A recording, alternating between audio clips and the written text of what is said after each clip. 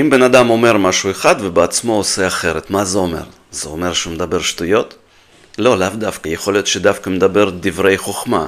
פשוט בעצמו הוא עדיין לא יקנה לעצמו את ההרגילים כדי לעשות את איך שהוא מדבר.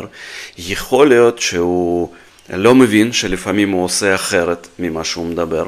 ויכול להיות שהוא יפנים את הדעות בצורה לא מבוקרת. הוא מבין שיש שם משהו לא הגיוני, לא מצליח להבין מה בדיוק ומחפש כל הזדמנות כדי לדברר את הדברים בכל רם, כדי קודם כל לשכנע את עצמו. ודבר אחרון שצריך לעשות זה להיכנס אותו לוויכוח, לנסות לתקן אותו, להראות לו מה זה, להסביר לו שהוא לא צודק ואיפה הוא ולמה הוא לא צודק. אם אכפת לכם מבן אדם ואתם באמת רוצים לעזור לו להבין, אז מה שאתם צריכים לעשות זה לשאול אותו את השאלות הנכונות, ממש ללמוד ממנו איך הוא חושב.